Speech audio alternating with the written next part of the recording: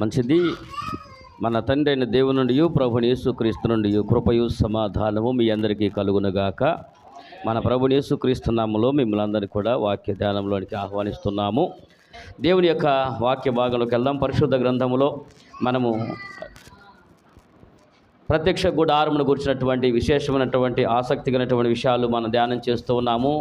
బలిపీఠమును గూర్చినటువంటి విషయాలు, అందులోని బలిపీఠమునకు దేవుడు కొలతలు ఇచ్చాడు.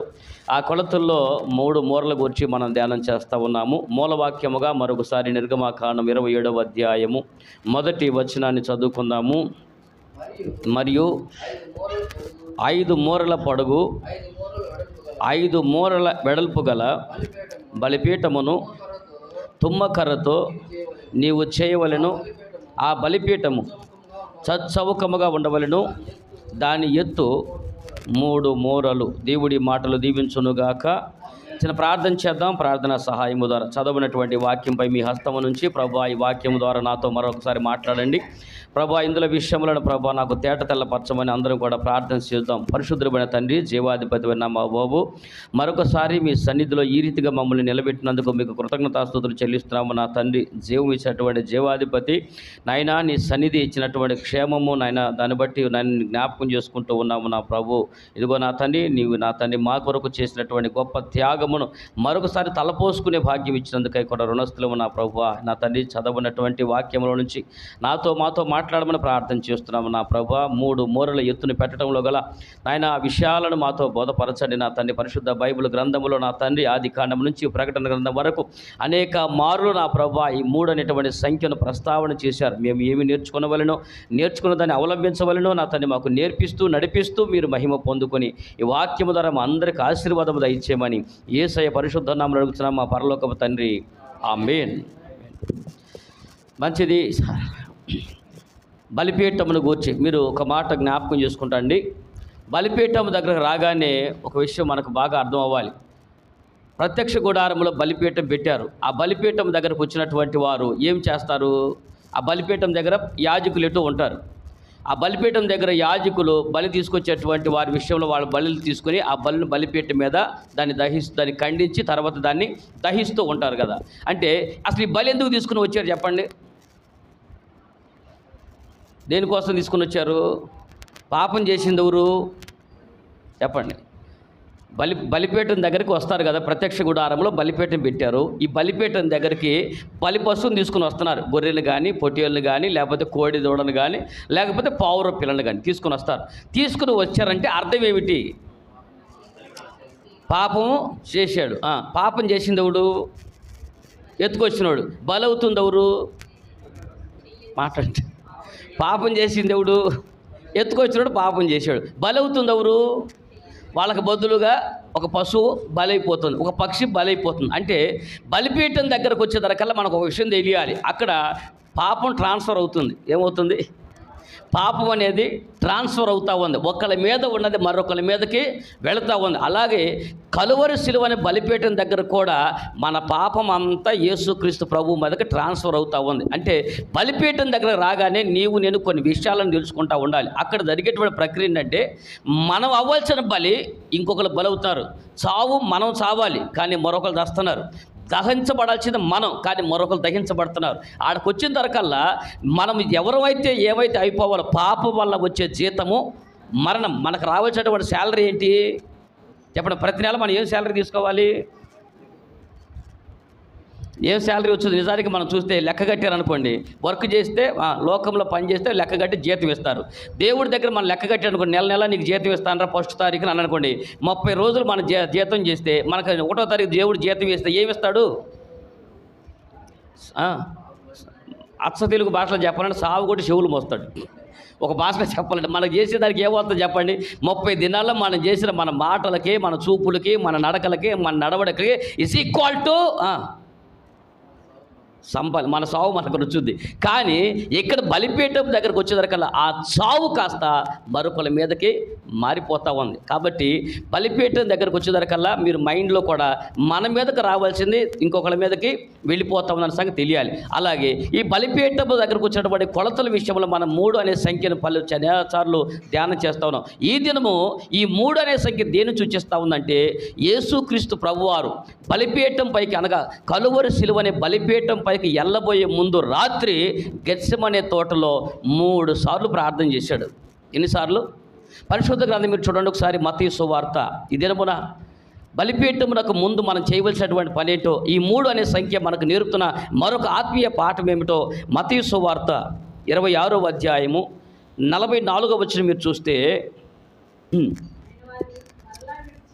ఆయన వారిని మరలా విడిచి వెళ్ళి ఆ మాటలే చెప్పుచు 3వ మారు ప్రార్థన చేశాను. ఇప్పుడు మీ తలలో పైకెత్తుకొనిడి. యేసుక్రీస్తు ప్రభువారు ఇప్పుడు ఎక్కడున్నారు? గెత్సెమనే తోటలో ఉన్నారు. గెత్సెమనే తోటలో ఉన్నటువంటి ఆ రాత్రి ఆయన తను అప్పగించబడబోయాడు. ఆ రాత్రి గెత్సెమనే తోటలో ఉన్నారు. ఎన్నిసార్లు ప్రార్థన చేశాడు? అక్కడేం రాసింది? 3 సార్లు ప్రార్థన చేశాడు. ఇక ఆ తర్వాత ఏం జరిగింది? ఇక ఆ తర్వాత ప్రార్థన చేయడానికి అవకాశం లేదు. 3 సార్లు ప్రార్థన అయిపోగానే మన హీరో ఎవరు? రానే వచ్చాడు. ఎవరు? ఇస్కరియోతు యోధ రానే వచ్చాడు. 3 సార్లు ప్రార్థన అయిపోయింది. విచిత్రమైనటువంటి సంఘటన మీరు ఈ బైబిల్ గ్రంథంలో ఇక్కడ చదివితే బలిపీఠపు దగ్గర కట్టేటువంటి సందర్భాన్ని మనం 3 అనే సంఖ్యను ధ్యానం చేస్తూ ఉంటే, ఇప్పుడు మీరు చదివిన ఈ అధ్యాయం, ఇప్పుడు మీరు చదివిన వచనాలు చదివారు, ఈసారి అధ్యాయం చదవండి. ఈ అధ్యాయంలో 3 అనే సంఖ్య 3 సార్లు కనపడిద్ది.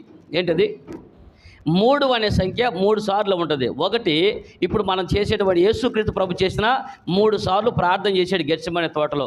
అదే గెత్సెమనే తోటలో మన వాళ్ళు 3 సార్లు నిద్రపోయారు. అర్థమైందా? ఏమైంది? ఎవరు? యేసు ప్రభు శిష్యులు 3 సార్లు నిద్రపోయారు. ఎందుకంటే అక్కడ ఆయన 3 సార్లు ప్రార్థన చేస్తే మనం 3 సార్లు చెప్పాలి. ఆయన ప్రార్థన చేస్తే మనం ఏం చేయాలా? మాట్లాడి. ఆయన ప్రార్థన చేస్తే మనం ఏం చేయాలా? నిద్రపోవాలి. ఆయనే 3 సార్లు ప్రార్థన చేస్తే మన వాళ్ళు 3 సార్లు నిద్రపోయారు. ఇంకొక విషయం చెప్పనా? పేతురు 3 సార్లు అబద్ధం ఆడాడు ఇదే అధ్యాయంలోనే. అక్కడ మీకు రాసి ఉంటుంది. మీరు 26వ అధ్యాయం 75వ వచ్చి మీరు కూడా చూడండి. అక్కడేం రాసి ఉంది? కనుక కోడి కొయ్యక ముందు నీవు నన్ను ఎరగవని ముమ్మారు చెప్పేదవని యేసు తనతో అనిన మాట పేతురు జ్ఞాపకమునకు. ఇక మీ తలలో పైకి ఎత్తుకొనిడి. చెప్పండి. 26వ అధ్యాయం నుండి ఏమండి? 3 ప్రార్థనలు, 3 రాత్రులు, 3 నిద్రలు. 3 నిద్రలు అంటే మరి ఏదో అనుకున్నారు. 3 నిద్రలు, ఇంకా 3 అబద్ధాలు. ఏమండి? ఇప్పుడు బలిపీఠానికంటే ముందు మనమేమో 3 అబద్ధాలు ఆడాం, మనమేమో 3 సార్లు నిద్రపోయాం, ఆయనేమో ప్రార్థన చేస్తూ ఉన్నాడు. ఈ రాత్రి కాలం ఇక సందర్భంలో, ఆ రాత్రి సందర్భంలో యేసు ప్రభు 3 సార్లు ప్రార్థన చేశాడంటే నీకు నాకు పాట నేర్పుతారు. బలిపీఠం దగ్గరికి వెళ్ళగానే దాని ఎత్తును 3 మూరలని మీరు ఎప్పుడైతే చూస్తారో మనకు బాగా తెలియాలి. చూడండి, మన ఎత్తు ఎంత తక్కువైనా ఉండొచ్చేమో, మనం ఎత్తు 3 మూరలు ఉండొచ్చేమో, ఎంత ఎత్తు అయితే ఉంటామో తెలియదు. కానీ ఆ బలిపీఠం గురించినటువంటి 3 మూరల ఎత్తును కనుక నువ్వు బాగా అర్థమైతే నువ్వు ఆకాశం అంత ఎత్తుకు ఎదుగుతావు. మీకు అర్థమైందని నాకు అర్థమైపోయినట్టుంది. అక్కడ ఎత్తు తక్కువ ఉన్నా సరే ఆ 3 మూరలు ఎత్తు కనుక మనకు అర్థమైతే, దాన్ని అవగాహన చేసుకుంటే, దాన్ని ఆకలింపు చేసుకుంటే, దాన్ని కనుక నువ్వు ఆచరించగలిగితే ఆ 3 మూరల ఎత్తు నీకు అర్థమైందంటే నువ్వు ఆకాశం అంత ఎత్తుకి ఎదగగలుగుతావు. కాబట్టి 3 మార్లు యేసు ప్రభు ప్రార్థన చేయటంలో గల కారణమేంటి? గెత్సెమనే తోట. నేను దేవుని మహాకృప చేత ఆ గెత్సెమనే తోటలో సంచరించానండి. యేసుక్రీస్తు ప్రభు వారు ఎక్కడైతే ప్రార్థన చేశారో, ఏ గెత్సెమనే తోటలో యేసు ప్రభు ప్రార్థన చేశారో, ఏ గెత్సెమనే తోటలో ఆయన శిష్యులను కూర్చోబెట్టారో, అదే గెత్సెమనే తోటలో నేను ప్రార్థన చేశాను. ఆ తోటకు నేను వెళ్ళే కృప దేవుడు నాకు అనుగ్రహించాడు. అయితే నేను వెళ్ళినందుకు కాదు, కానీ అక్కడ ఉన్నటువంటి చెట్లు చూస్తే సుమారుగా అక్కడ రాసి ఉండదు, ఆ చెట్లకి 3000 సంవత్సరాల నుంచి ఉంటాయంట ఆ చెట్లు. ఏ చెట్లు? ఒలీవల చెట్లు. 3000 సంవత్సరాల పైనుంచి ఆ చెట్లు. యేసుక్రీస్తు ప్రభువారు ఇక్కడ ఈ భూలోకానికి వచ్చి ఎన్నేళ్ళు అవుతుంది? 2000 సంవత్సరాలు. 2024 సంవత్సరం అనుకుందాం. ఇది 24 సంవత్సరం అయితే 2020 సంవత్సరాల క్రితము ఇది యేసు ప్రభు వచ్చిన కాడ నుంచి. ఇప్పుడు ఆ చెట్టు వయసు ఎంత? 3000 సంవత్సరాల పైన ఉన్నాయంట. అంటే యేసు ప్రభు ప్రార్థన చేసింది ఆ సమయానికి ఆ చెట్లు వయసు ఎంత ఉంటాయి? 1000 సంవత్సరాల వయసు ఉన్నటువంటి ఆ చెట్లు దగ్గర యేసు ప్రార్థన చేస్తే ఇప్పటికి 2000 సంవత్సరాలు, అనగా 3000 సంవత్సరాల పైన ఉన్న ఆ గెత్సెమనే తోట ఇప్పటికీ పచ్చగా ఉంది. ఆయన ప్రార్థన, దేవుడి స్తోత్రం కలుగును గాక. పచ్చని తోటలో ప్రార్థన చేశాడు. ప్రార్థన వలన తోట పచ్చగా ఉంటుంది. గుర్తుపెట్టుకోండి, ప్రార్థన వలన తోట పచ్చగా ఉంటుంది. పచ్చని తోటలో ప్రార్థన చేశాడు. కానీ ఇప్పుడు ఏమైంది తెలుసా? ఇప్పుడు గెత్సెమనే తోటలన్నీ అక్కడ గెత్సెమనే తోట పచ్చగా ఉంటే, ఈనాడు ఆధునిక సంఘం అనేటువంటి ఈ తోటలో ప్రార్థన లేక పచ్చదనం ఎండిపోతూ ఉంది. ప్రార్థన లేక కుటుంబాలు ఎండిపోతున్నాయి. ప్రార్థన లేక ఆత్మీయ జీవితం ఎండిపోతుంది. ఎండిపోతున్నటువంటి ఆత్మీయ జీవితంలో, పచ్చదనం లేనటువంటి కాపురాల్లో, పచ్చదనం లేని సంఘాల్లో తిరిగి మరలా పచ్చదనం రావాలంటే మనము ఈ గెత్సెమనే తోట ప్రార్థన నేర్చుకోవాలి. దేవుడి స్తోత్రం కలుగును గాక. దేవుడు 3 సార్లు ప్రార్థన చేశాడంటే మనకు పాట నేర్పడం. మీరు మొదటి సన్నివేశం చూస్తే మత్తయి సువార్త 26వ అధ్యాయము 36వ వచనాన్ని మీరు చూడండి ఒకసారి. మత్తయి సువార్త 26వ అధ్యాయం 36వ వచనం. అంతటా యేసు వారితో కూడా గెత్సెమనే చోటుకి వచ్చి, నేను అక్కడికి వెళ్ళి ప్రార్థన చేసి వచ్చే వరకు మీరు ఎక్కడ కూర్చుండ్రని శిష్యులతో చెప్పి, పేతురును జబదయి 2 కుమారులను వెంట పెట్టుకుని ఎట్టాగున దుఃఖపడుటకును చింతాక్రాంతుడగుటకును మొదలు పెట్టాను. చెప్పండి, యేసు ప్రభు వారు గెత్సెమనే తోటలో మొదటి ప్రార్థన దేని గురించి చేశాడండి? దుఃఖపడుతున్నాడంట. ఎవరి గురించి? ఇప్పుడు యేసు ప్రభు ఎక్కడికి వెళ్తున్నాడు? ఆయన తెలుసు కదా, చెప్పాడు కదా, ఈ రాత్రి ఖచ్చితంగా నేను ఎరగను, నువ్వు ముమ్మారు అబద్ధం ఆడతావు, ఈ రాత్రి గడిచేలోపు అని చెప్పాడు. అంటే ఆల్రెడీ యేసుక్రీస్తు ప్రభు వారు బలిపీఠం మీదకి వెళ్ళబోతున్నాడు. బలిపీఠాన్ని దగ్గరికి వెళ్ళబోయే ముందు రాత్రి జరిగిన మాట ఏంటంటే, యేసు ప్రభు దుఃఖముతోనూ చింతాక్రాంతుడై ఉన్నాడంట. ఎందుకంటే ఆయనకు దుఃఖము, నేను ఇందాకే చెప్పా మీకు వాక్యం స్టార్ట్ చేసేటప్పుడు, ఇక్కడ బలిపీఠం దగ్గర ఒకళ్ళ మీదకి ట్రాన్స్ఫర్ అవుతుందని చెప్పా. మీరు చెప్పండి, యేసు ప్రభు దుఃఖపడుతున్నాడు అన్నాడంట. నిజానికి దుఃఖం ఎవరిది? మనుషులు పడవలసినటువంటి దుఃఖము, మనుషులకున్న దుఃఖము తొలగించడానికి ఆయన దుఃఖంతో ప్రార్థన చేశాడు. అర్థమైతే దేవుడి స్తోత్రం కలుగును గాక. ఆయన ఎందుకు దుఃఖపడుతున్నాడు ఏంటంటే, ఆయన ఈరోజు మన దుఃఖం తీసివేయటానికి, నువ్వు దుఃఖంతో ఉన్న మనుషుల యొక్క దుఃఖాన్ని తీసేయడానికి అన్నీ పోగొట్టుకుని, కుటుంబ వ్యవస్థ చిందాబిందమైపోయి, చిందరవందరైపోయి, పాపముల చేత పట్టబడి నిత్య నరక పాత్రలు అవుతున్నటువంటి దుఃఖంతో ఉన్నటువంటి మనుషుల జీవితాన్ని ఇప్పుడు తన మీద వేసుకుంటున్నాడు. ఆ దుఃఖం మనుషులు తీసివేయడానికి ఆయన ప్రార్థన చేస్తున్నాడు. చింతాక్రాంతుడే అంట. నిజానికి చింతపడాల్సింది ఎవరండి? చింతపడాల్సింది ఎవరు? ఎందుకంటే అపోస్తలుడైనటువంటి పేతురు గారు తన పత్రికల మొదటి పత్రిక 5వ అధ్యాయం 6వ వచనంలో ఈ చింతను ఆయన ఎన్నాడేమో ఈ మాట ఒకసారి ఆయన ప్రస్తావన చేస్తారు. మీరు చూడండి, పేతురు గారు ఒకసారి, పేతురు రాసిన మొదటి పత్రిక 5వ అధ్యాయము 6వ వచనం అనుకుంటా. దేవుడు తగిన సమయమందు మిమ్ములను హెచ్చించున్నట్లు ఆయన బలిష్టమైన చేతి కింద దీన మనస్కులై ఉండుడి. ఆయన మిమ్మును గూర్చి చింతించుచున్నాడు కనుక మీ చింత యావత్తు ఇప్పుడు మీ తలలో పైకెత్తుకొనిడి. ఇందాకేం చెప్పాను? చింతాక్రాంతుడయ్యాడు యేసు ప్రభు వారు. దేనికి చింతాక్రాంతుడయ్యాడు? ఈ ప్రార్థన ఎందుకు చేస్తున్నాడు? యేసు ప్రభు ప్రార్థన ఎందుకు చేస్తున్నాడంటే ఆయనకేదో అవసరమో, ఆయనకేదో కావాలని కాదండి. ఆయన దేవుడి సన్నిధిలో చింతాక్రాంతుడై ప్రార్థన చేస్తున్నాడు, భారంతో ప్రార్థన చేస్తున్నాడు. తండ్రి, ఈరోజు మానవ చేత అంత చింతలతో నిండిపోయినారు కాబట్టి ఇప్పుడు మనుషుల చింత పోవటం కొరకు ఈ మనుషుల చింత అంతా తన మీదకి మార్చుకుంటున్నాడు. మనుషులు చింతపడుతున్నారు. అందుకని ప్రభు అంటాడు, ఇదిగో మీ చింత యావత్తు నా మీద వేయుడి అన్నాడు. అనగా మీ చింతలన్నీ ఎట్టేస్తామని ఆయన మీద చెప్పండి. మీ చింతలంతా ఆయన చింత అంతా ఎత్తుకెళ్ళి ఆయన మీద పడేయండి అన్నారు కదా. మోసుకుని వెళ్తాం ఏదైనా కనపడేది కదా, మోసుకెళ్ళి ఎత్తుకెళ్ళటానికి. చెప్పండి, ప్రభు ఇదిగో చింత ఏమన్నా చింతపోడు మూట అయితే, ఇదిగో బాబు చింతపోడు మూట తీసి నీ భుజాన్ని పెడతానని ఎత్తుకెళ్ళి పెడతాం. చింత ఏమనేది బయటకు కనపడేదా? చెప్పండి, చింత అనేది బయటికి కనపడదు. కానీ ఏం చేయాలా? ఎలా ట్రాన్స్ఫర్ చేస్తాం? ఎలా ఆయన మీద వేస్తాం? బలిపీఠం దగ్గర అంటే మనం చేసిన పాపాలన్నీ మనకు కనపడుతున్నాయి. ఒక పశువుని ఎత్తుకెళ్ళి బలిపీఠం దగ్గర ఇచ్చేసాం, అది బలైపోతుంది. కాబట్టి మనకేమైపోతుంది? ఎప్పుడైతే ఆ బలిపీఠం మీదకి వెళ్ళి ఒక పశువుని తీసుకుని వెళ్ళి దానికి బలిచ్చారో, ఇతను ఏమైపోతున్నాడు? దేవుని యొక్క మాట ప్రకారం నా పాపాల నిమిత్తముగా నేను పరిహారము జరిగిపోయింది అని అన్నాడు. అనగా ఎప్పుడైతే ఇతను బలి జరిగిందో నా పాపాలు దాని మీదకి ట్రాన్స్ఫర్ అయిందని తెలిసింది. అలాగునే ఇప్పుడు నీ చింత అనేది అక్కడ నుండి బలిపశువు కనపడుతుంది, కళ్ళ ముందు ఇచ్చేసావు, మరి చింత అనేది కనపడిద్దా? కనపడదు. మరి ఎలా ట్రాన్స్ఫర్ అవుతుంది? అంతే, మోకాళ్ళు వేసి ప్రభువా ఇదిగో నేను ప్రలాన విషయంలో నాకు చింత ఉంది, ఆరోగ్య విషయంలో నాకు చింత ఉంది, పిల్లల విషయంలో నాకు చింత ఉంది, ఆర్థిక పరిస్థితుల మీద నాకు చింత ఉంది, ఆరోగ్యం మీద నాకు చింత ఉంది, లేదా నీ పరిస్థితులు ప్రతిదీ కూడా నీకు ఏదైతే చింత ఉందో ఆ చింతని ఆయన సన్నిధిలో ప్రార్థన చేసి ఆయన మీద వెయ్యాలి. దేవుడి స్తోత్రం కలుగును గాక. నేను మీరు ఒక చిన్న మాట గుర్తు చేస్తాను. నేను విన్నటువంటి ఒక సన్నివేశం, ఒక రోజున ఒక పంచ కుటుంబం ఒక అల్లారు బుద్ధిగా కుమారుడిని పెంచుకున్నారు.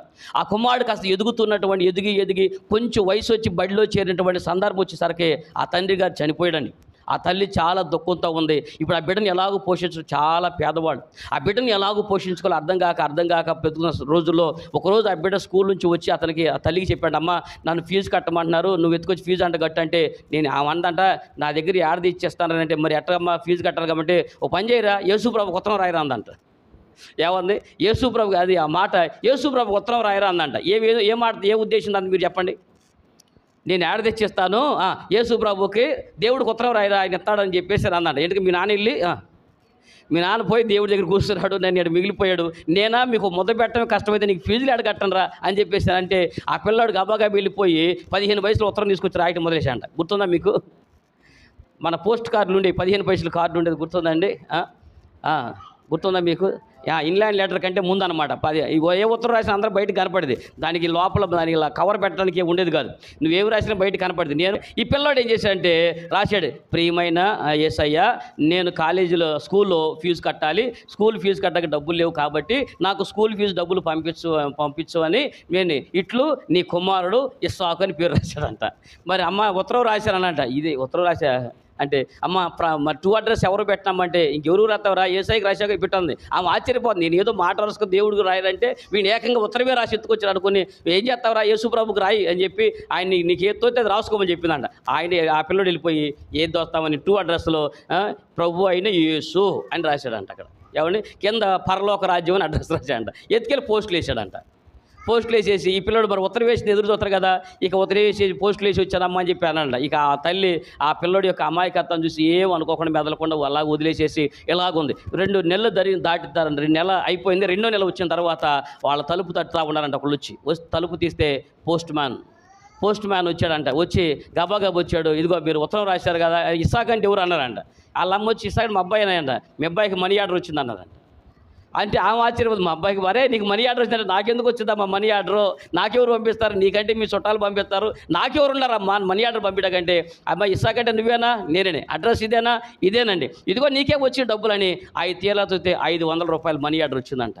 వాళ్ళ తల్లి ఆశ్చర్యపోయిందంట, ఇది ఎక్కడి నుంచి వచ్చిందో. ముందేళ్ళకి నువ్వు ఎవరు రాశారు ఉత్తరం అంటే యేసుప్రభుకి రాశారన్నాడు. యేసుప్రభు డబ్బులు ఎట్లా పంపిస్తాడు? ఏమికి ఆశ్చర్యం, డబ్బులు అయితే వచ్చింది కానీ ఏమికి ఆశ్చర్యం. ముందు డబ్బులు వచ్చిన సంతోషం కంటే మనకి ఎవరు పంపించాలని ఎగ్జైట్మెంట్ ఎక్కువగా ఉంది వీళ్ళకి. ఇది ఎలా జరిగిందో అర్థం కాక ఆ తల్లి బిడ్డను తీసుకుని నేరుగా పోస్ట్ ఆఫీస్కి వెళ్ళింది. అయ్యా మా పిల్లడు ఏదో తెలిసో తెలియక ఉత్తరం రాశాడు, నేనేదో మా వాడు కోపంతో అన్నాను, నా దగ్గర డబ్బులు లేక దేవుడికి రాయరా ఉత్తరం అని చెప్పేసి అంటే వాడు ఉత్తరం రాశాడు, ఇది ఎవరో ఉత్తరం, మరి ఎవరికి రావాల్సిన డబ్బులు మా ఇంటికి ఎత్తుకొచ్చి ఇచ్చారు, ఇదిగో అని చెప్పేసి ఆ పోస్ట్ మ్యాన్కి ఎత్తుకెళ్ళి ఇచ్చారండి. ఆ పోస్ట్ మ్యాన్ చూసి చదివేసేసి ఎలాగునా, అయ్యా ఇస్సాకంటే నువ్వేనా? నువ్వే. ఒకప్పుడు నువ్వు ఉత్తరం రాశావా? రాశారండి అని. ఏమని రాశారంటే, అయ్యా మాకు ఫీజు కట్టుకో డబ్బులు ప్రభువా, నాకు డబ్బులు ఇస్తాయి అని చెప్పేసి నా యేసు ప్రభువుకి ఉత్తరం రాశారండి అన్నాడు. కరెక్టే కదా, నువ్వు రాసావు, యేసు ప్రభు డబ్బులు పంపించాడు అన్నాడంట. అంటే ఏమంటుందయ్యా, కాదు మా పిల్లడు తెలియ చేశాడు, ఈ డబ్బులు ఒకవేళ ఎవరికైనా వెళ్ళాల్సినేమో మీరు ఒకసారి చెప్పనంటే అప్పుడు ఆ పోస్ట్ మ్యాన్ ఒక మాట చెప్పాడంట, అమ్మ ఆ ఉత్తరము మీరు సరైన చోటగా రాశారు, నేను కూడా క్రైస్తవుడిని, యేసు ప్రభు నమ్ముకున్నాను, అయితే నా జీతంలో కొంత ఎవరికైనా పేదలకు ఇవ్వాలని నేను ప్రార్థన చేసుకున్నాను ప్రభువా, ఎవరికైనా పేదలకి నేను నా జీతంలోంచి ఒక 500 రూపాయలు ఇద్దామని అనుకుంటున్నాను ప్రార్థన చేసుకుంటే కరెక్ట్గా అదే టైంకి ఆ పోస్ట్ మ్యాన్ తీసుకుని వచ్చి ఆయన ఉత్తరం, సార్ ఇది ఎవరు అడ్రస్ లేకుండా ఉత్తరం రాశారండి, 2 అడ్రస్ అని చూస్తే ఇలా రాశారు, యేసు ప్రభు పరలోక రాజ్యం అని రాశారు, అందుకని ఉత్తరం వాళ్ళు ఎత్తుకెళ్ళి ఇస్తారు కదా మాస్టర్ ఉన్న లోపల మాస్టర్కి, అందుకని ఆయన ఎత్తుకొచ్చి ఇచ్చాడంట. ఇది ఎందుకు ఉత్తరం ఇస్తే ఆయన చదువుకున్నాడంట. చదువుకున్న ప్రభువా నీ చిత్తం నువ్వు బయలుపరిచావేమో, నేను ఒక పేదవాడికి సహాయం చేస్తానని అనుకున్నాను, ఆ డబ్బులు ఇది ఇలా ఉత్తరం రాసావని నేనేనమ్మా ఆ డబ్బుల్ని యేసు ప్రభు అనేటువంటి పేరుతో పంపించానని చెప్పేసి ఆ మాట అన్నాడంట. చూడండి, ఆ తల్లి తెలియక చేసిన దేవుని సన్నిధిలో చేసేటువంటి ప్రార్థన, దేవుడికి చేసే ప్రార్థన ఖచ్చితంగా ఏదో ఒక రూపాన దేవుడిని ఆదుకుంటాడు. దేవుడికి స్తోత్రం కలుగును గాక. ఖచ్చితంగా దేవుడి సన్నిధిలో ప్రార్థన వ్యర్థం కాదని మీ రోజున మనకు ప్రతి ఒకటే గుర్తు, ప్రార్థన చేయటం మాత్రమే మనకు చేతకాటల.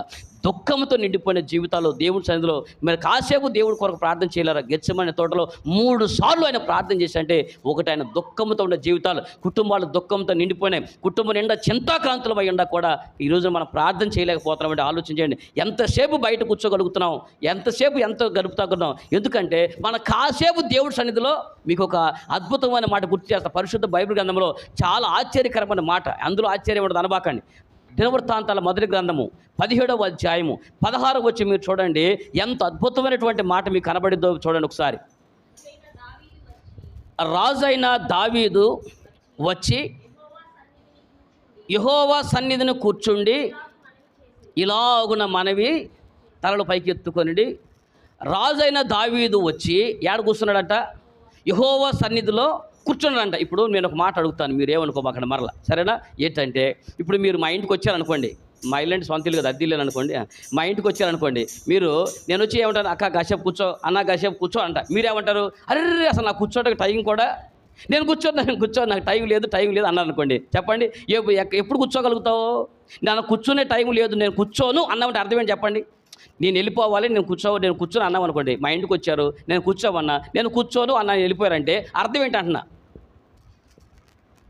అదే మీకు నాతో కాసేపు కూర్చోవటం ఇష్టం లేదు. ఇంకోటి ఇష్టం లేదు ఇంటికి ఎందుకు వస్తావు? ఇష్టం లేకపోతే ఇంటికి ఎందుకు వస్తావు? నాకంటే ఏదో మీకు ఎక్కువగా, అది సంగతి.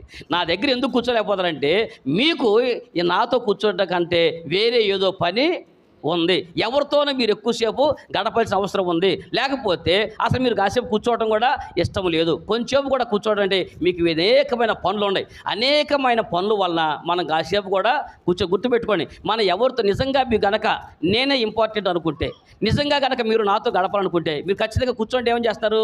కాసేపు కూర్చొని నాతో మంచి చెడు మాట్లాడి వెళ్తారు. నన్ను కూర్చోవద్దు, కూర్చోలేదు అంటే అర్థం ఏంటి?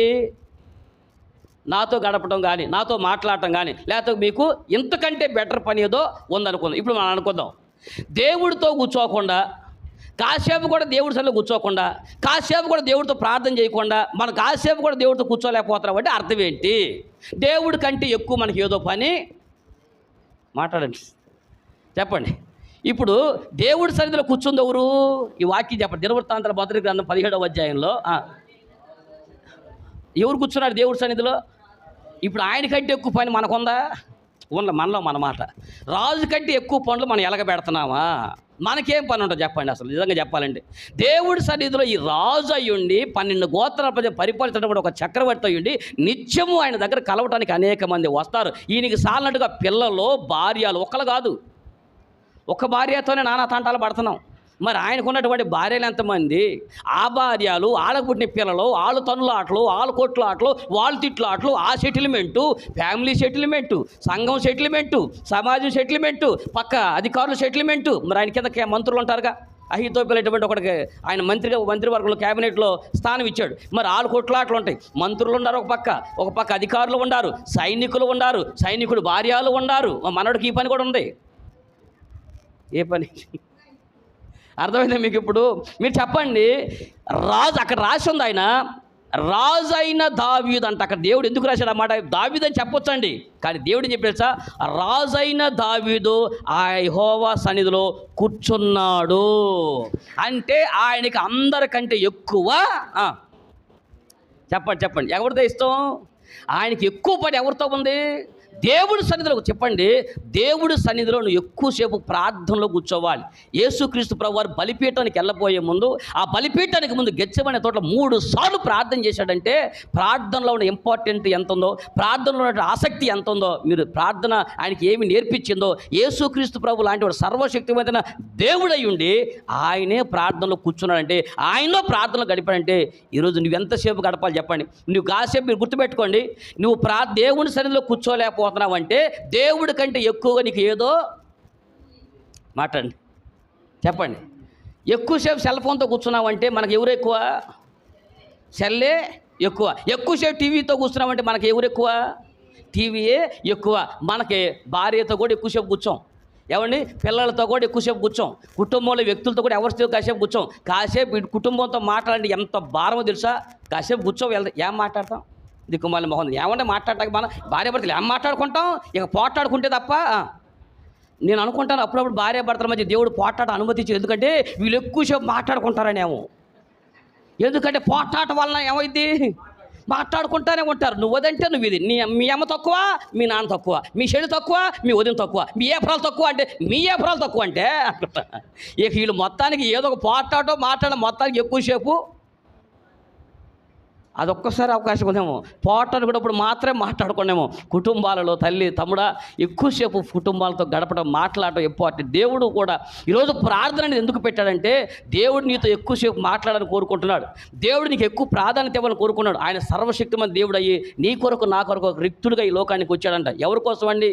ఈ లోకంలో యేసుక్రీస్తు ప్రభువారు, ఆయనకి ఏం అవసరం, చివరికి ప్రతి వారి చేత ఆయన అవమానాలు పడుతున్నారు. నేటికి కూడా ఈ దినాల్లో కూడా యేసుక్రీస్తు ప్రభువారు ఈ దినాల్లో కూడా ఏది ఆయన ఇక్కడ ఈ భూమి మీద శరీరంగా లేకపోయినా ఈ దినములలో కూడా అనేక మంది చేత అవమానాలు పొందుతున్నాడు, నిందలు పొందుతున్నాడు, అవహేళన చేయబడుతున్నాడు.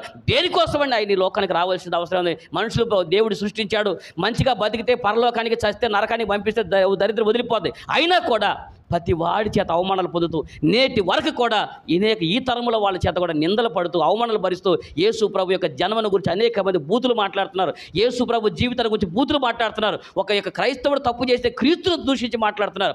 నేటికి కూడా యేసు క్రీస్తు ప్రభుని ఇలాంటి అనేక మంది చేత దూషింపబడుతూ కూడా ఈ లోకానికి రావాల్సిన అవసరం ఏమొచ్చిందండి? మన కోసమేగా, నీ కోసం, నా కోసమేగా. ఆయన దోషుల పాలవుతుంది నీ కోసమే కదా. ఆయన సిలువలో దూషించారంటే 2000 సంవత్సరాల క్రితం అండి. నేటికి కూడా ఆయన దూషిస్తూనే ఉన్నారంటే ఈ రోజున నీ కొరకు నా కొరకు ఇన్ని దోషులు పడుతున్నటువంటి దేవుడి సన్నిధిలో కాసేపు కూర్చోలేవా? ఒక రాజయ్యుడు దేవుడి సన్నిధిలో కూర్చున్నాడు. చెప్తున్నాను, ఒక రోజున యేసుక్రీస్తు ప్రభువారు ఆయన సన్నిధిలో నువ్వు ఎంతసేపు కూర్చుంటే అంతసేపు నువ్వు దేవుడి గొప్పగా నీతో మాట్లాడుకున్నాడు. నువ్వు ఎంతసేపు మాట్లాడితే ఎదురు చూస్తూ ఉన్నాడు. అంటే మనం ఆయన సన్నిధిలో కూర్చోలేకపోతున్నామంటే గుర్తుపెట్టుకోండి, మనకు ఆయన కంటే ఎక్కువ ఏదో చెప్పండి. ఎవరింట్లో నువ్వు ఎక్కువసేపు ఎందుకు కూర్చోవు? ఎవరి దగ్గర నువ్వు కూర్చోకుండా వెళ్ళిపోతున్నావు అంటే వాళ్ళకి పెద్ద ఇంపార్టెన్స్ కాదు. నేను వీళ్ళకంటే ఏదో పెద్ద పని ఉంది కాబట్టి వెళ్ళిపోతా ఉన్నాం. మీరు గుర్తుపెట్టుకోండి, మనం దేవుడి సన్నిధిలో ప్రార్థనలో కూర్చోలేకపోతున్నామంటే మనకు దేవుడి కంటే వేరే ఎక్కువ విలువ ఉంది. ఇక నేను మీకు ఏమి చెప్పవసరం, మీరు నా కౌంటర్లు ఎన్కౌంటర్లు చేయవలసిన పని లేదు. ఒకటే గుర్తు అనమాట, మీరు కనుక ఎక్కువసేపు ఎవరితో కూర్చుంటే వాళ్ళే మీకు ఎక్కువ ఇంపార్టెంటు. దేవుడితో ఎక్కువసేపు కూర్చుంటే దేవుడే మీకు ఇంపార్టెంటు. దేవుడికి స్తోత్రం కలుగునుగాక. నువ్వు దేవుడితో ఎక్కువ కూర్చోగలుగుతున్నావా, దేవుడితో మాట్లాడగలుగుతున్నావు అనే విషయం గుర్తు. రాజు అయినటువంటి దావీదు దేవుడి సన్నిధిలో ఆయన కూర్చున్నాడంటండి. ఇంకో మాట చెప్తాను, పరిశుద్ధ గ్రంథంలో నెహెమ్యా అనేటువంటి ఒక ఆయన ఉన్నాడండి. మీ అందరికీ బాగా తెలిసి ఉంటుంది. నెహెమ్యా అనేటువంటి ఒక వ్యక్తి ఉన్నాడు. ఆయన శత్రు సామ్రాజ్యంలో ఉండి కూడా ఆయన ఎక్కడ కూర్చున్నాడో మీరు ఒకసారి చూడండి. ఒకసారి నెహెమ్యా గ్రంథం 1వ అధ్యాయం 4వ వచనం అనుకుంటా. నెహెమ్యా గ్రంథము 1వ అధ్యాయం 4వ వచనం మీరు చూస్తే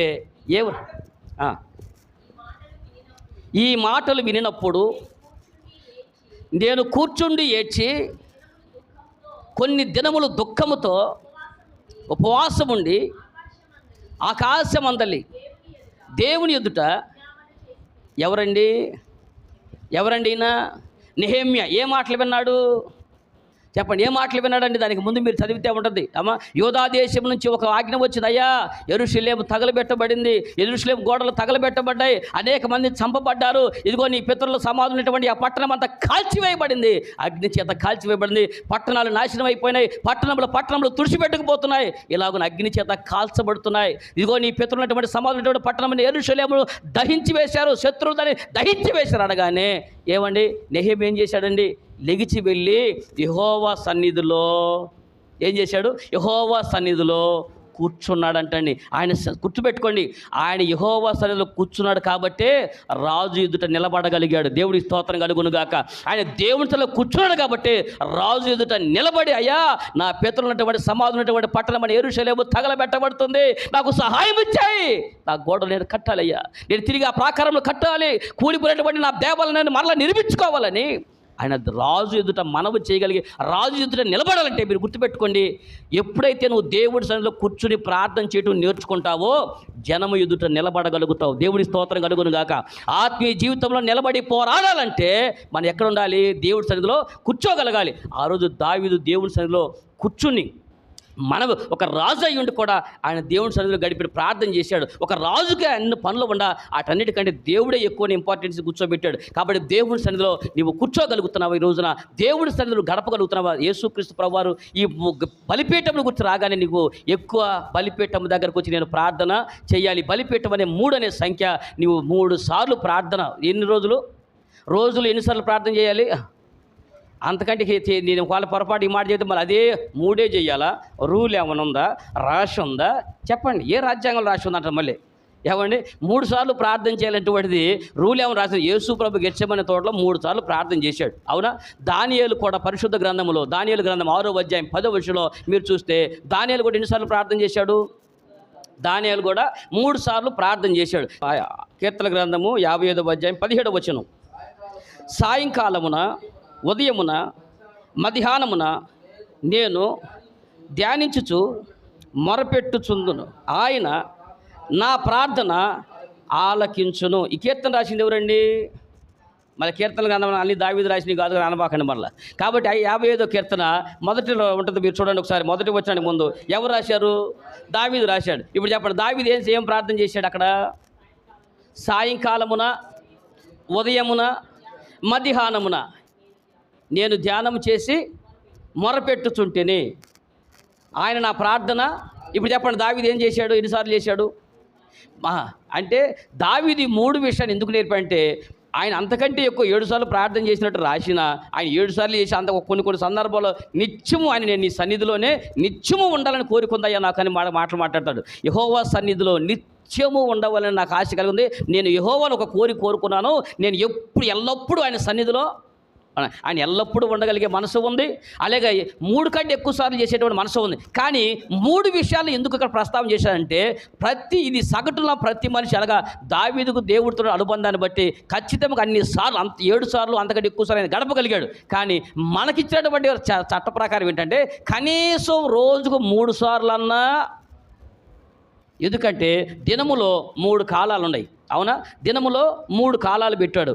ఏ కాలం అది? సాయంకాలం ఉంది, అలాగే ఉదయకాలం ఉంది, తర్వాత మధ్య. అంటే ఈ 3 విషయాలు ఎందుకు చెప్తున్నా అంటే, బలిపీఠం దగ్గరకు వచ్చేటప్పుడు నీవు ప్రార్థన చేసే నీవు దినములో కనీసం 3 సార్లు అన్నా దేవుడి సన్నిధిలో ప్రార్థన చేయగలగాలి. భక్తులైనటువంటి వారు, విశ్వాసులైనటువంటి మీరు ప్రార్థనలో, ఎందుకంటే నువ్వు దుఃఖము తొలగించుకోవాలంటే, దుఃఖ దినములు నీలోంచి వెళ్ళిపోవాలంటే, నీ చింతలన్నీ తొలగిపోవాలంటే మనం ఏం చేస్తాం తెలుసా? విచిత్రమైన మాట చెబుతా అమ్మా.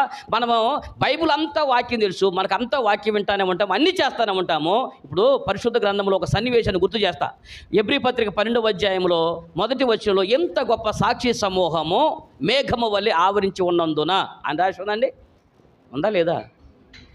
ఏమని రాసి ఉంది? ఎబ్రీ పత్రిక 12వ అధ్యాయం మొదటి వచనంలో ఎంత గొప్ప సాక్షి సమూహము మేఘం వలె మనల్ని ఆవరించినందున మనము కూడా ప్రతి భారమును సులువుగా చిక్కులు పెట్టి పాపమును విడిచిపెట్టి విశ్వాసమునకు కర్తయు దాన్ని కొనసాగించువాడైన యేసు వైపు చూచుచు మన ఎదుట ఉంచబడిన పందెములో మీ తలలు పైకెత్తుకొనిడి. ఇప్పుడు ఈ విశ్వాస యాత్రలో మీరు పరిగెత్తేటప్పుడు ఎలా చెప్పాడంటే, మీ ఎదుట ఉంచబడి పరుగు పనులు మీరు వెళ్తున్నారు, మీ విశ్వాస యాత్రలు సాగుతున్నారు. కాబట్టి మీరేం చేస్తారంటే, ఎంత గొప్ప సాక్షి సమూహము మేఘము వలె ఆవరించినందున. ఎలా అంట? సాక్షి సమూహం అని చెప్పి ఎవరి పేర్లు చెప్పాడండి? సాక్షి సమూహం అని చెప్పి ఎవరి పేర్లు చెప్పాడు? 11వ అధ్యాయంలో, అనగా హెబ్రీ పత్రిక 11వ అధ్యాయంలో హేబేలు మొదలుకొని అని చెప్పాడు. హేబేలు మొదలుకొని అనగా హేబేలు గురించి చెప్పారు, హానోకుని గురించి చెప్పారు, అబ్రహాము, ఇస్సాకు, యాకోబు, మోషే, యెఫ్తా, శాంసన్, ఎలాగున వీళ్ళందరి పేర్లు చెప్పుకుంటూ వచ్చి ఎంత గొప్ప సాక్షి సమూహము మేఘము వలె ఆవరించిన అన్నాడు. మీరు చెప్పండి, ఈ సాక్షి సమూహం మన మధ్య ఎలా ఆవరించిందంట? మీకు చుట్టూ మేఘంలాగా ఆవరించిందంట. ఎందుకు ఈ మేఘంలాగా ఆవరించి ఉంది? వీళ్ళందరూ మీరు చూడండి, ఒక పక్క ఈ సాక్షి సమూహాన్ని చూడండి చెప్పారు కదా. మనకి ఎందుకు ఈ భక్తుల గురించి మాట్లాడాల్సి వస్తుంది? ఇప్పుడు మీకు దావీదు గురించి మేము వాక్యం చెప్పా, నెహెమ్యా ఇలాగ దేవుడి సన్నిధిలో కూర్చున్నాడని చెప్పా. ఎందుకు వీళ్ళ గురించి చెప్తున్నాను? వీళ్ళంతా కూడా మనకు మేఘములాగా ఆవరించినటువంటి సాక్షి సమూహాలు. ఎందుకంటే ఈ సాక్షి సమూహం ఎందుకంటే, ఈ విశ్వాస యాత్రలో నీకు దుఃఖం వచ్చినప్పుడు, ఈ విశ్వాస యాత్రలో నీకు కష్టం వచ్చినప్పుడు, ఈ విశ్వాస యాత్రలో నువ్వు అప్పులు పాలైపోయినప్పుడు, ఈ విశ్వాస యాత్ర నీకు రోగాలు వచ్చినప్పుడు, ఈ విశ్వాస యాత్ర నీకు శ్రమ వచ్చినప్పుడు నువ్వేం చేస్తావంటే, ఈ విశ్వాసం అంతా తొలగిపోతూ ఉన్నది. నీకు ఎప్పుడైతే కష్టాలు వస్తాయో, ఎప్పుడైతే నీకు రోగం వచ్చిందో, ఎప్పుడైతే నీకు శ్రమ వచ్చిందో, నీకు నెక్స్ట్ గుర్తొచ్చి తెలుసా, ఏం దేవుడు అండి మా దేవుడు. దేవుడు అనేవాడు ఉంటే నాకు ఈ అప్పులు అవుతాయా? దేవుడు అనేవాడు ఉంటే నాకు శ్రమ వచ్చిందా? ఏమండి, నేను ఎంత సేవ చేస్తున్నా నా ఇంటి వాళ్ళందరూ నన్ను తిడుతున్నారు. నేను ఎంత సేవ చేస్తున్నా నా అన్నదమ్ములు నన్ను అవమానిస్తున్నారు. నేను ఎంత సేవ చేస్తున్నా నన్ను అపహాస్యం చేస్తున్నారు. నా బంధువులే నన్ను అంటున్నారు అని నువ్వు ఎప్పుడైతే కృంగిపోతావో, నువ్వు ఎప్పుడైతే చితికిపోతావో, అప్పుడు నీకేమైందంటే ఈ సాక్షి సమూహం వాళ్ళందరూ నీకు సాక్ష్యం ఇస్తూ ఉంటారు. చెప్పండి ఏముంది అక్కడ? ఎంత గొప్ప సాక్షి సమూహము, మేఘము వలె ఆవరించినందున అన్నాడు కదండి. ఇప్పుడు చెప్తా ఒక మాటనని. ఇప్పుడు సపోజ్ నువ్వు దేవుడి సన్నిధిలో విశ్వాసం సాగిపోతున్నావు. మీ ఇంట్లో మీ అన్నదమ్ములు అందరూ కూడా నేను ఏం ప్రార్థన, వీడు ఒక భక్తుడు, వీడు ఒక ప్రార్థన, ఎన్నా బాబురావన్నా వీడంతా పెద్ద భక్తుడు అంటే వీడు అని నీ ఇంటోళ్ళే నేను దూషించి, నీ ప్రార్థన నేను అవమానించి, నిన్ను నిందించినప్పుడు నువ్వేమనుకుంటావు? ప్రార్థనలో నా వాళ్ళు నేను ఇంత గొప్పగా ప్రార్థన చేస్తున్నా, నేను ఇంత విశ్వాసాలు ఉంటున్నా, నా ఇంటోళ్ళు నన్ను గుర్తించట్లేదు, నా అన్నదమ్ములందరూ నన్ను తిడుతున్నారు, నా అనేవాళ్ళందరూ అవమానిస్తున్నారు అని చెప్పి నువ్వు అనుకున్నావు అనుకోండి. అప్పుడు నీకు ఏనండి విశ్వాస జాబితాలో మొట్టమొదటి పేరు ఎవరి పేరు ఉందండి? విశ్వాస జాబితాలో ఎవరి పేరు ఉంది? హేబేలు పేరు ఉంది. అప్పుడు నువ్వేం చేస్తావు? కృంగిపోయి చింతాక్రాంతులయ్యి దుఃఖము చేత నా విశ్వాస జీవితంలో ఎంత ప్రార్థన చేస్తున్నా, నేను ఎంత చక్కగా ఉంటున్నా, నా అన్నదమ్ములంతా నిందిస్తున్నారు అన్నప్పుడు అప్పుడు వెంటనే హేబేలు ఆత్మ బయటకు వస్తుందండి. హేబేలు ఆత్మ బయటకు వచ్చి ఏంటన్నా ఏంటి ప్రార్థన చేయకుండా ఆగిపోయి ఉంటే, ఎందుకు హేబేలు ప్రార్థన చేసేది? మనలందరూ నన్ను నిందిస్తున్నారు, మనలందరూ అవమానిస్తున్నారు, నన్ను దూషిస్తున్నారు అంటే, ఒరే మీ అన్నలో చాలా బెటర్ రా, నా అన్న అయితే ఏకంగా నన్ను చంపేశాడు రా. ఎవరు? హేబేలు ఏమంటాడు? ఒరే మీ అన్నలు రైట్ రా, నేను దూషించి వదిలిపెట్టారు, మీ అన్నలు ఇంకా రైట్ నేను కొట్టి వదిలిపెట్టారు, మీ అన్నలు ఇంకా రైట్ నేను తిట్టి వదిలిపెట్టారు, నా అన్న నన్ను చంపేశాడు రా. దేవుని కొరకు నీతిగా బతికినందుకు దేవుడు నా అన్న నన్ను చంపేశాడు రా. మరి నేను ఎవరు చెప్పాలరా? నా రక్తము మొరపెట్టిందిరా ఆయనకి అని ఆయన వచ్చి నిన్ను బలపరుస్తున్నప్పుడు ఆ సాక్ష్యాన్ని బట్టి నువ్వు మరలా లెగవాలి. దేవుడి స్తోత్రం కలుగును గాక. ఆ సాక్షి సమూహం దగ్గరకు వస్తూ ఉంటుంది.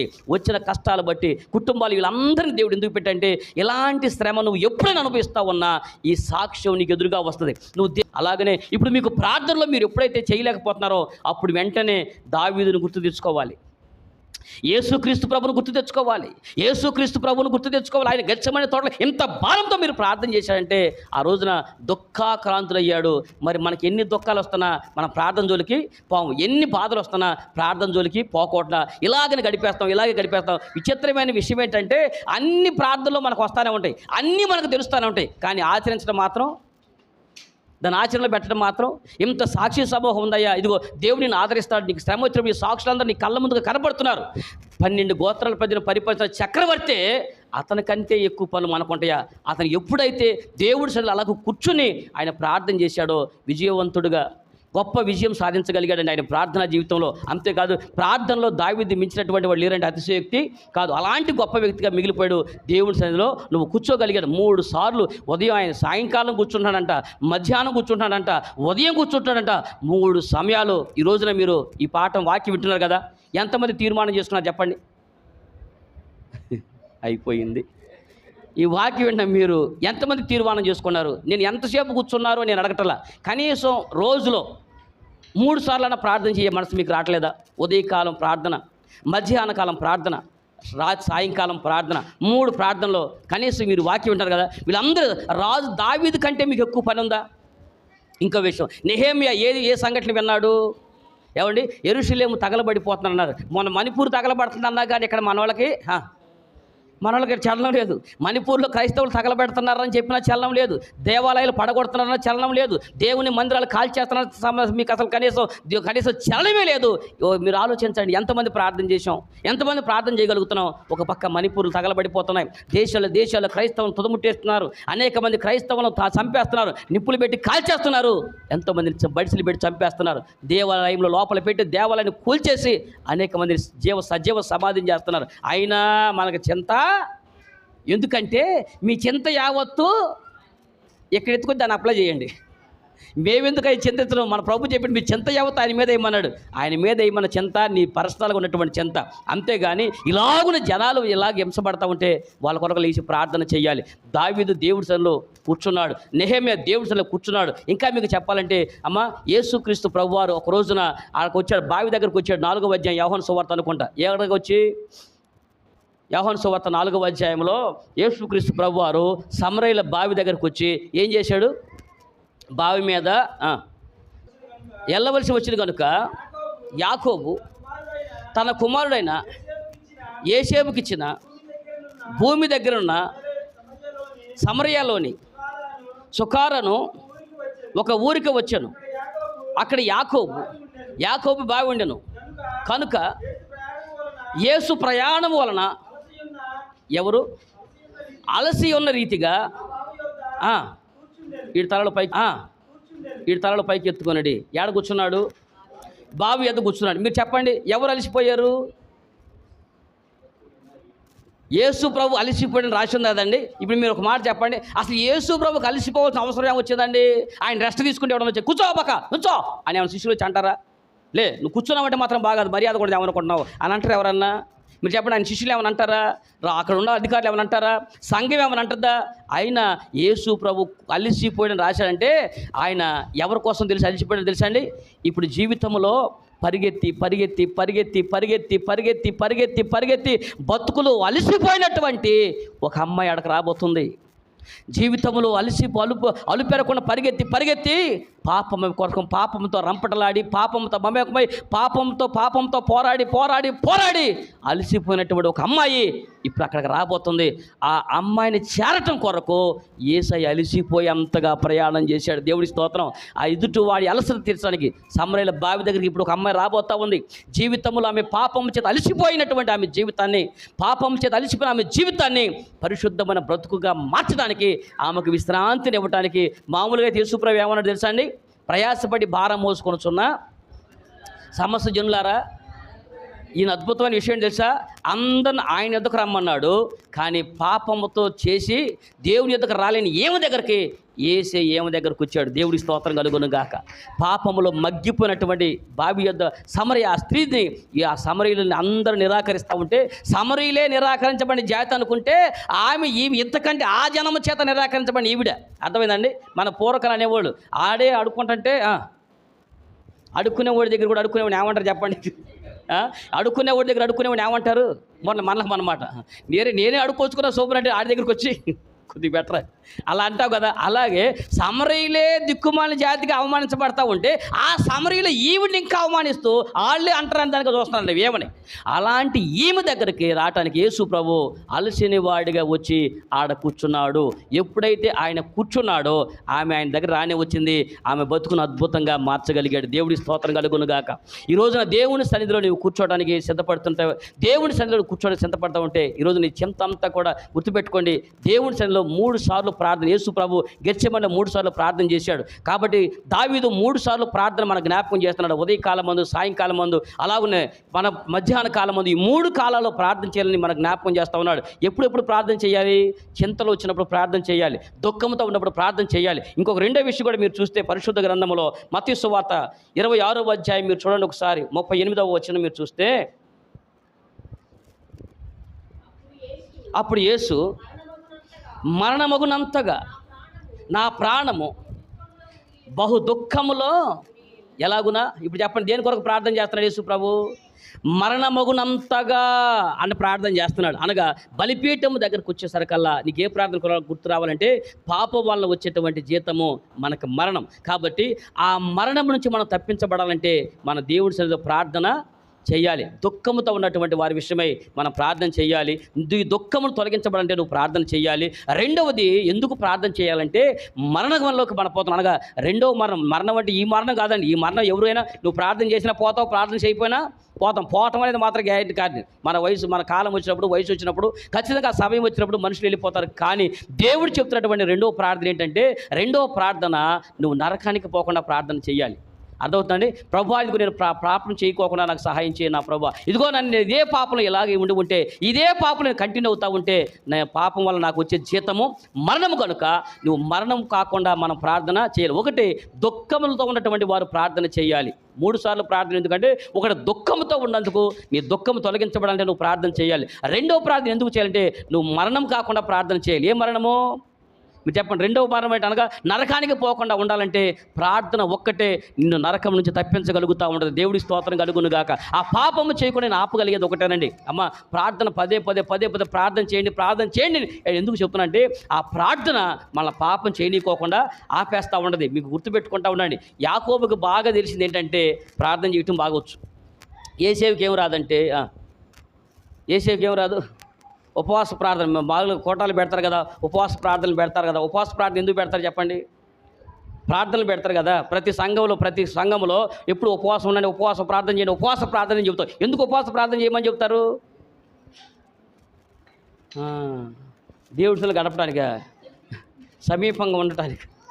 ఉపవాస ప్రార్థన కనుక అలవాటు అయింది అనుకోండి, నువ్వు పాపం చేయకుండా ఉండొచ్చు. ఉపవాస ప్రార్థన అలవాటు అయింది అనుకోండి, నువ్వు శోధనలు చేయించవచ్చు. ఉపవాస ప్రార్థన నీకు అలవాటు అయింది అనుకోండి, ఉపవాస ప్రార్థన వలన నువ్వు అద్భుతముగా ప్రతి విధమైనటువంటి నీ రక్షణ కోల్పోకుండా ఉండొచ్చు అండి. చెప్పండి, ఉపవాస ప్రార్థన వలన నువ్వు రక్షణ కోల్పోకుండా ఉండొచ్చు. మీకు చిన్న విషయాన్ని గుర్తు చేస్తా అమ్మా. ఉపవాస ప్రార్థన వల్ల బెనిఫిట్ ఏంటంటే, ఒకటి, పాపంలో పడకుండా ఆపుద్ది ప్రార్థన. ఉపవాస ప్రార్థన వల్ల 3 విషయాలు కూడా చెప్తాను దాంట్లో నుంచి కూడా. ఒకటి, ఉపవాస ప్రార్థన మొదట నిన్ను పాపంలో పడకుండా ఆపుద్ది. రెండవ ఉపవాస ప్రార్థన నిన్ను రక్షణ కోల్పోనికుండా ఆపుద్ది. మూడో ఉపవాస ప్రార్థన నిన్ను శోధనలో పడనీకుండా ఆపుద్ది. దేవునికి స్తోత్రం చెప్పండి గట్టిగా. ఎలాగంటారా? ఒక మాట మనకు మాట గుర్తు చేస్తా. ఇప్పుడు ఏదేని వనములో యేసుక్రీస్తు ప్రభువారు మన తండ్రి ఏమని చెప్పాడు అవ్వమ్మ గారికి, ఆదాం గారికి? ఈ తోట ఫలంలో అన్నీ తినండి కానీ ఈ ఫలం మాత్రం తినొద్దు అన్నారు. అనగానే మన అమ్మమ్మకి ఏమైంది? ఆ పండు చూడగానే సూపు నాకు రమ్యముగా కనపడింది. అది తినడానికి ఆహారం నాకు మంచిదైనట్టుగా ఏమే గ్రహించేసింది. మనకు అనవసరం, చెప్పగానే బాగా గ్రహించింది. ఆ వెంటనే ఆ పండు తెచ్చుకు తింది. నేను ఒక మాట అడుగుతానండి, ఇప్పుడు ఒకవేళ అవ్వమ్మ గారికి ఉపవాసుకోవటం అలవాటు అయింది అనుకోండి, ఉపవాస ప్రార్థన అలవాటు అయింది అనుకోండి, అది తినగలిగేదానండి? తింటుందా? మీరు చెప్పండి. మీరు జనరల్గా మీ సైకాలజీని బట్టి చెబుతున్నా, మన సైకాలజీ, మీరు కాదు, మన సైకాలజీ ప్రకారం నిజానికి మనకి బిర్యానీ తినాలని ఆలోచన రాదు. పక్కన వాళ్ళు వండుకున్నప్పుడు వాసన వచ్చింది అనుకోండి, ఇవాళ మనం కూడా వండుకుంటే ఎట్లుంటుంది అంటావు? చాలా అవుతుంది కదా, చికెన్ ఎత్తున బిర్యానీ చేస్తానంటారు. ఏమండి, ఎవరికి బంగారం కొనుక్కొని ఆశ రాదు. తోడుకోళ్ళ మేళ్ళ కనుక బంగారం వరింది అనుకోండి, ఇక నెక్స్ట్ నువ్వు ఉండవు. ఎందుకు? మీ వదిన చూడు బంగారం తాడు చేయించుకో, వెంటనే కౌంటర్ మొదలై ఆటోమేటిక్గా అప్పుడు దాకా రాని ఆలోచన ఎదుటి ఉండగానే మనకు ఆలోచన మొదలయ్యింది. అవునా కాదా? ఏమండి, ఇప్పుడు అలాగనే ఇప్పుడు ఆకలి అనేటువంటి నిజానికి రోజు దేవుడు సమృద్ధిని తిండి ఉన్నా ఎప్పుడైతే దాన్ని చూడగానే ఏమొక పడు ఆకలి తినాలని కోరిక పుట్టేసింది. ఒకవేళ ఆమెకు ఉపవాసం అలవాటు అయితే తినేదానండి? ఖచ్చితంగా తినేది కాదు. ఇంకో మాట చెప్తున్నానండి. కాబట్టి పాపంలో పడుకోకుండా ఉపవాసుకోవటం అనుకున్నాను. అవ్వమ్మ గారికి కనుక ఉపవాసుకోవటం అలవాటు అయ్యి ఉంటే ఆమె పాపంలో పడకుండా కాపాడగలిగేదేమో. అంతేనా? ఒకరోజు బాగా ఆకలి అలిసిపోయి వచ్చాడండి మనోడు. ఎవరు? ఏసేవు అన్నయ్య. అలిసిపోయి వచ్చాడు. యాకోబు ఏం చేస్తున్నాడు? కూర వండుతున్నాడు. ఏమన్నాడు? ఒరే, నేను బాగా అలిసిపోయినాను, నాకు ఆ కూర కాస్త పెట్టు అని అన్నాడు. అవునా? అప్పుడు ఏమన్నాడు మనోడు? యాకోబు, నీ జ్యేష్ఠత్వం అన్నాడు. మీరు ఆలోచించండి, ఏసేవు గనక ఉపవాసకోవటం అలవాటు అయ్యి ఉంటే రక్షణ పోగొట్టుకునేవాడా? జ్యేష్ఠత్వాన్ని పోగొట్టుకునేవాడా? అరే, ఆకలి పెట్టు అనేవాడు. నేను పెట్టను బా, రక్షణ అది ఇస్తావా, జ్యేష్ఠత్వం ఇస్తావా అనేవాడు. రే, సస్తే దేవుడికి స్తోత్రం, బతికితే దేవుడికి స్తోత్రాలు. ఏం పర్లేదురా, నాకు ఏం రక్షణ మాత్రం అవసరమైతే నేను ఉపవాసంతో బతుకుతాను కానీ నేను మాత్రం నీకు జ్యేష్ఠత్వాన్ని ఇయ్యను అని ఎప్పుడు వచ్చేది ఇతనికి? ఉపవాసం కనుక అలవాటు అయ్యి ఉంటే, ఒకవేళ ఏసేవు కనుక ఉపవాసం అలవాటు అయ్యి ఉంటే ఆకలితో నిలబడేవాడు, ఆకలిని తట్టుకునేవాడు, రక్షణ కోల్పోకుండా ఈ పాటికి చరిత్రలో నిలిచిపోయేవాడు. దేవుడికి స్తోత్రం. అనగా ఇప్పుడు ఇతనికి ప్రార్థన ఏం అలవాట్లేదంటే ఉపవాస ప్రార్థన అలవాట్లేదు కాబట్టి రక్షణ కోల్పోయాడు. అతను కోల్పోయింది జ్యేష్ఠత్వం కాదండి, జ్యేష్ఠుల సంఘం. అనగా జ్యేష్ఠత్వం అంటే రక్షణ హక్కు. అతను శాశ్వతంగా కోల్పోయాడని. అంతేనా? ఇంకా వినండి, నువ్వు కనుక ఉపవాసం అలవాటు అయ్యి ఉంటే, యేసుక్రీస్తు ప్రభువారు 40 దినాలు ఉపవాసం ఉన్నారండి. అప్పుడు అపవాది వచ్చి ఏమన్నాడు? ఈ రాళ్ళను రొట్టెలుగా మార్చుకు తినన్నాడు. ఏమన్నాడు అప్పుడు యేసు ప్రభు? ఒకవేళ యేసు ప్రభుకి ఎందుకని ఆ శోధన జయించగలిగాడు? యేసు ప్రభుకి 40 దినాలు ఉపవాసం అలవాటు అయ్యింది. అవసరమైతే ఇంకొక 40 దినాలు ఉండగలడు. కాబట్టి అప్పుడు అన్నాడు, మనుషుడు రొట్టె వల్ల మాత్రమే కాదు కానీ దేవుని నోట నుంచి ప్రతి మాట వలన బ్రతుకుతాడని. అపవాది ఇచ్చినటువంటి ఆ శోధన కూడా యేసు ప్రభు జయించగలిగాడు. దేవుడికి మహిమ కలుగునుగా. ఇప్పుడు చెప్పండి, ఉపవాస ప్రార్థన దేనికి? ప్రార్థన చేయండి, ఉపవాసం ప్రార్థన చేయండి. ఎందుకు మరీ చెప్తున్నానంటే ఆ ఉపవాస ప్రార్థన నిన్ను పాపంలో పడకుండా చేస్తుంది. నిత్య మరణానికి పోనీయకుండా ఈ ఉపవాసం నీకు అర్థమైపోతుంది. ఈ ఉపవాస ప్రార్థన వల్ల ఉపవాస ప్రార్థన నీ రక్షణ కోల్పోకుండా ఆపుద్ది. ఉపవాస ప్రార్థన నిన్ను శోధన జయించడానికి అవకాశం ఇస్తుంది. అంతేకాదు మూడో విషయం కూడా పరిశుద్ధ గ్రంథంలో యేసు ప్రభు మరలా మూడోసారి ప్రార్థన చేశాడంట. మూడోసారి ప్రార్థన దేని కొరకు చేశాడు? మీరు అక్కడ చదవండి. తర్వాత వచనం మీరు చూస్తే మత్తయి సువార్త 26వ అధ్యాయం 40వ వచనం. మత్తయి సువార్త 26వ అధ్యాయం 40వ వచనం. ఆయన మరలా శిష్యుల యొద్దకు వచ్చి వారు నిద్రించడం చూచి, ఒక గడి అయినను నాతో కూడా మేల్కొని ఉండలేరా? మీరు శోధనలో ప్రవేశించుకున్నట్లు మెలకువగా ఉండి దేవునికి మహిమ కలుగు. ఇప్పుడు చెప్పండి, ప్రార్థన దేని కొరకు చేయాలి? మూడో ప్రార్థన దేని కొరకండి? శోధనలు జయించాలంటే మనం మెలకువగా ఉండి ప్రార్థన చెయ్యాలి. 3 విషయాలు ప్రార్థన అండి గెత్సెమనే తోటలో. ఒకటి, దుఃఖంతో కూడినటువంటి ప్రార్థన. నీ దుఃఖం తొలగిపోవాలంటే ఈ ప్రార్థన అవసరమైంది. రెండవది, పాపమును జయించడానికి ప్రార్థన కావాలి. అనగా మరణమగునంతగా, అనగా ఈ మరణము పాపం వల్ల వచ్చింది కాబట్టి ఆ మరణమును జయించాలంటే మనం ప్రార్థన అవసరమైంది. కాబట్టి యేసుక్రీస్తు ప్రభువు కూడా ఆ ప్రార్థన అలవాటైంది కాబట్టి పరిశుద్ధతను కాపాడుకున్నాడు, పాపాన్ని జయించాడు, మరణమును జయించి తిరిగి లేచాడు. దేవుడికి స్తోత్రం కలుగును గాక. ఎందుకంటే పాపం వల్ల వచ్చే జీతం మరణము. కానీ యేసుక్రీస్తు ప్రభువుకి పాపం వల్ల రాలేదు, కానీ పాపం మీద వేసుకోవడం వల్ల వచ్చిన మరణాన్ని, తన యందు ఏ పాపం లేదు కాబట్టి మరణం ఆయన బంధించలేకపోయింది. మరణ బంధకాలు తెలుసుకుని యేసు ప్రభు తిరిగి లేవగలిగాడు. దేవుడి స్తోత్రం కలుగును గాక. అలాగే మూడో ప్రార్థన దేవుడు గెత్సెమనే తోటలో మూడో ప్రార్థన ఎందుకు చేశాడంటే, ఈ మూడో ప్రార్థన మీరు శోధనలో పడకుండానట్లు. దేనివల్ల? మీరు శోధనలో పడకుండానట్లు మెలకువగా, చెప్పండి, మెలకువగా చెప్పండి. ఏం చేశాడు ప్రార్థన? దేనికోసం అండి? మెలకువగా ఉండి ప్రార్థన చెయ్యండి అన్నాడు. మెలకువగా ఉండంటే అసలు జీవితంలో ఎప్పుడు నిద్రపోకుండా ప్రార్థన చేస్తూ ఉండమని.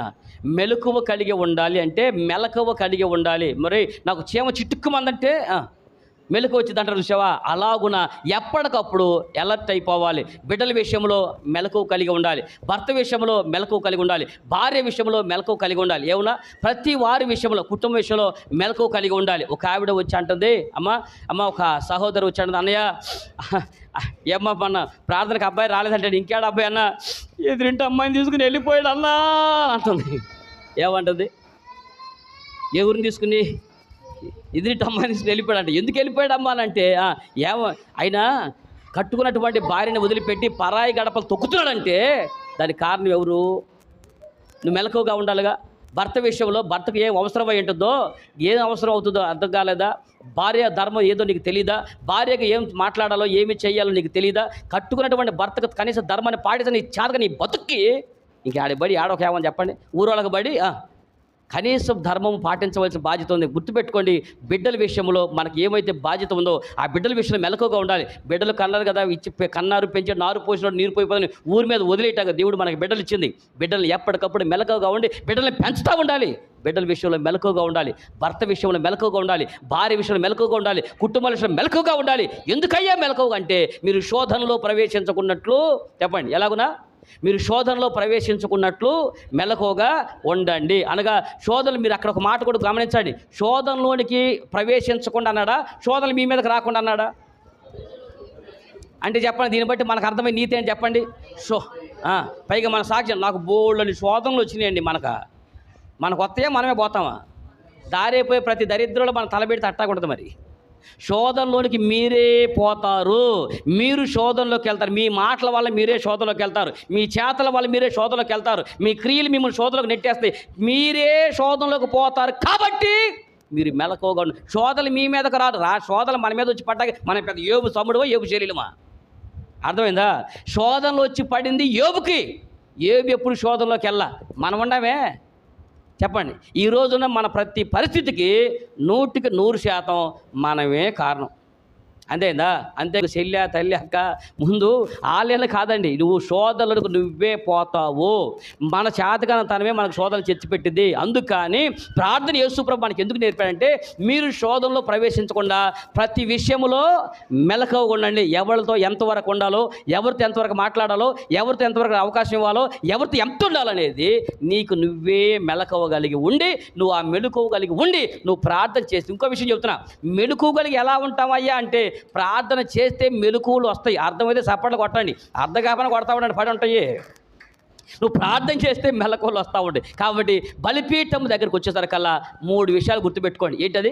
ఈ బలిపీఠం అనే సంఖ్య దగ్గర 3 మూరలు ఎత్తి ఎందుకు పెట్టంటే, నువ్వు ఆత్మీయ జీవితంలో ఈ 3 అనే సంఖ్యను కనుక నువ్వు నేర్చుకోగలిగితే దినమునకు 3 సార్లు ప్రార్థన చేయగలుగుతున్నావా? యేసు ప్రభు బలిపీఠానికి ఎక్కబోయే ముందు గెత్సేమనే తోటలో 3 సార్లు ప్రార్థన చేశారు. జీవిత కాలంలో ప్రతి దినము 3 సార్లు ప్రార్థన చేశాడు దానియేలు. దావీదు భక్తుడు లాంటి ఆయన కూడా 3 సార్లు సాయంకాలము, మధ్యాహ్నము, ఉదయము నేను ధ్యానము చేసి ప్రార్థన చేస్తున్నాను అని చెప్పాడు. ఎంతో పని భారమైనటువంటి వాళ్ళు ప్రార్థన చేశారు. తగలబడిపోతున్న పట్టణం కొరకు దేవుడి సన్నిధిలో కూర్చుని ప్రార్థన చేశాడు. ఈరోజు నువ్వు దేవుడి సన్నిధిలో కూర్చుని గడిపి నువ్వు ప్రార్థన చేస్తే తగలబడుతున్నటువంటి పట్టణాలు తిరిగి కట్టబడతాయి. దేవుడి స్తోత్రం కలుగును గాక. ఏ రాజు ఎదుట ఇతర రోజున నిలబడ్డాడంటే కారణం ఒకటే, నువ్వు జనులు ఎదుట నిలబడాలంటే, దేవుని కొరకు, దేవుని సంఘం కొరకు, ఆత్మీయ జీవితంలో నిలబడాలంటే నువ్వు దేవుడి సన్నిధిలో కూర్చోవటం కనుక నువ్వు నేర్చుకుంటే అందరి ఎదుట నిలబడగలుగుతావు. దేవుడి స్తోత్రం కలుగును గాక. నువ్వు దేవుడి సన్నిధిలో గడపటం కనుక, ఆయన సన్నిధిలో నువ్వు కూర్చుంటే నువ్వు అనేక ఎదుట నిలబడతావు. మీ అందరికీ గుర్తుండే చివరి ఒక మాట గుర్తు చేస్తా. ఏమండి? యేసుక్రీస్తు ప్రభువారు బెతాని అనేటువంటి ఊరికి వచ్చాడండి. బెతాని అనేటువంటి ఊరికి రాగానే ఆ ఊరిలో ఆయనకు చుట్టాలు ఉన్నారు. ఎవరికి చెప్పండి? వెంటనే లాజరు గారి యొక్క సోదరులు అనేటువంటి మరియ, మార్త. యేసు ప్రభు దగ్గరకు రాగానే, యేసు ప్రభు వారి ఇంటికి రాగానే మరియమ్మ గారు ఏం చేశారండి? లోకాసు వార్త 10వ అధ్యాయం 39వ వచనం చూస్తే ఆమెకు మరియా అని సహోదరుడు ఒకడు ఉండెను. ఈమె యేసు పాదముల యొద్ద, ఇక చాలు తలలో పైకి ఎత్తండి, ఏడ కూర్చుంది? యేసు పాదముల యొద్ద కూర్చుండి. మరియమ్మ గారు ఏడుంది? వంట చేస్తుంది. మరియమ్మ గారు వంట చేస్తుంది. మరి మార్తమ్మ ఏం చేస్తుంది అనుకున్న? అదే చెబుతుంది. మరియమ్మ గారు ఆయన పాదాల యొద్ద కూర్చుంది. మార్తమ్మ గారు ఏం చేస్తుంది? విస్తారమైన పనులు పెట్టి. ఎవరు ఏది ఇంపార్టెంట్ చెప్పండి?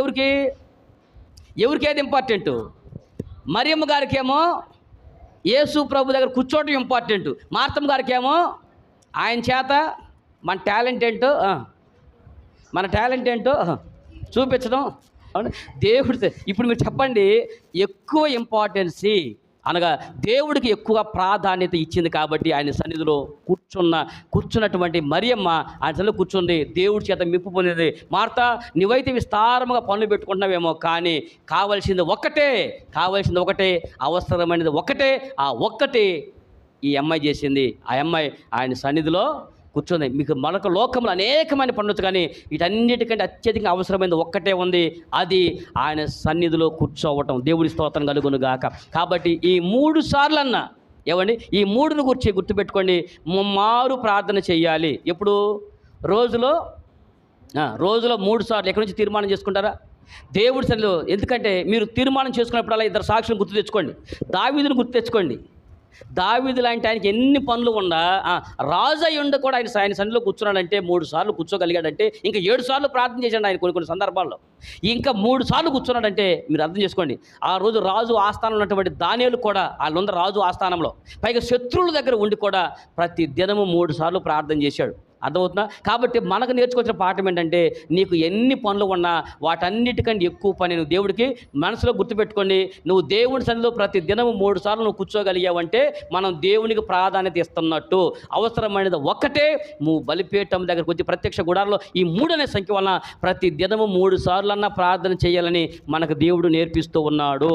ఆ 3 సార్లు ప్రార్థనలో 3 విషయాలు చెప్పా. ఒకటి, దుఃఖం విషయంలో ప్రార్థన చేయాలి.